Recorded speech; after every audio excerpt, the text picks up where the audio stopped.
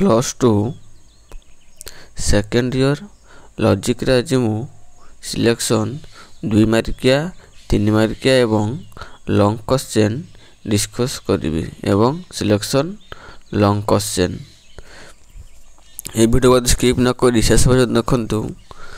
logic long question 2 मार्किया एवं 3 मार्किया selection question प्रथमे आमे 2 मार्किया सिलेक्शन क्वेश्चन मु कहिबी देन 3 मार्किया लास्ट रे मु लॉन्ग क्वेश्चन कहिबी 2 मार्किया प्रथम क्वेश्चन आसुची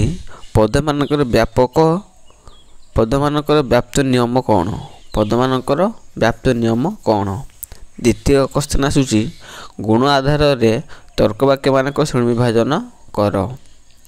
परिमाण आधार रे तर्क वाक्य मानक विभाजन कर ए सब मोस्ट इंपोर्टेंट 2 मार्किया क्वेश्चन वीडियो को स्किप न करी शेष पर्यंत देखंतु नेक्स्ट क्वेश्चन आसुची समवर्तन रो दुईटी नियम नेक्स्ट क्वेश्चन आसुची वस्तुगत व्यावर्तन रो दुईटी उदाहरण दियो द्वितीय संस्थान रो वैध न्याय रूप मानकर नाम लेख द्वितीय संस्थान रो वैध न्याय रूप मानकर नाम लेख नेक्स्ट क्वेश्चन एरिस्टोटल मौलिक सूत्र संज्ञा दियो नेक्स्ट क्वेश्चन प्रथम संस्थान रो स्वतंत्र नियम लेख एक त्रिपदी युक्तिर न्याय रूप कहले कौन बुझाए 10 वैकल्पिक निरपेक्ष युक्तिर एक वस्तुगत उदाहरण दियो एक्साई जटिल निषेधात्मक द्विसंग युक्तिर एक उदाहरण दियो नेक्स्ट क्वेश्चन अवैध साध्यता तर्कदोष किपरि सृष्टि हुए अवैध साध्यता तर्कदोष किपरि सृष्टि हुए नेक्स्ट क्वेश्चन एक निरसन नियम लेख नेक्स्ट क्वेश्चन ए संयोजक क संयोजक ख रो सत्य सारणी गठन कर अन्य पद्धति रे उत्कर्ष लेख आपणकर 15टी क्वेश्चन आसीबो 15टी क्वेश्चन 9टी क्वेश्चन आंसर करिया पई पड़िबो 18 मार्क 9 दुने 18 मार्क 15टा 9टा करिया पई पड़िबो एवं ए क्वेश्चन इजी रहइबो सिलेक्ट लॉजिक एमती एक चैप्टर बा विषय जा फल रे एथिरु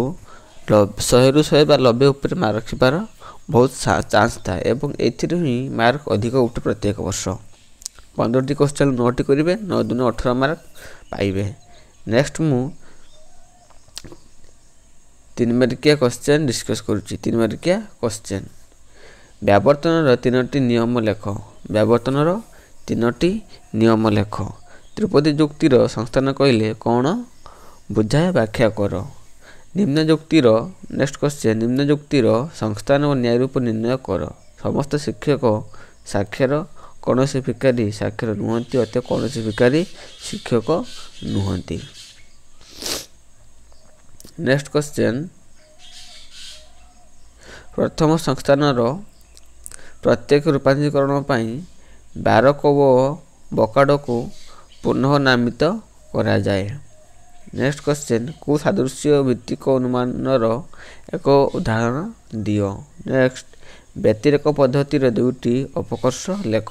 नेक्स्ट क्वेश्चन विरुद्धक आपादन ख फलन सत्य सारणी गठन कर नेक्स्ट क्वेश्चन लॉन्ग क्वेश्चन रो प्रथम क्वेश्चन आसुची डिसामिस को प्रथम संस्थान को प्रत्यक्ष रूपांतरण कर मन रखिबो ए प्रत्येक रूपांतरण क्वेश्चनटा बोर्ड एग्जाम रे प्राय मैक्सिमम टाइम आसे एवं ए वर्ष मध्य निश्चित भाबे आसीबो फेस्टिन को प्रथम संस्थान को अप्रत्यक्ष रूपांतरण कर द्विसंगक न्याय कौन यार प्रकार मानक उदाहरण दे बुझाओ नेक्स्ट क्वेश्चन मिलकर परिशेष पद्धति आलोचना कर नेक्स्ट क्वेश्चन एक त्रिपदी युक्ति रे साध्या बहिबरे विशेष व नंदर्थक हेले सिद्धांत निष्पत्ति कर नेक्स्ट क्वेश्चन निम्न प्रदत्त फलन पई सत्य सारणी गठन कर विरुद्ध क संयोजक क बंधन स्टार्ट क आपादन विरुद्ध ख एटा सत्य सारणी गठन करिबा एटा लॉन्ग क्वेश्चन नेक्स्ट क्वेश्चन आसुची एक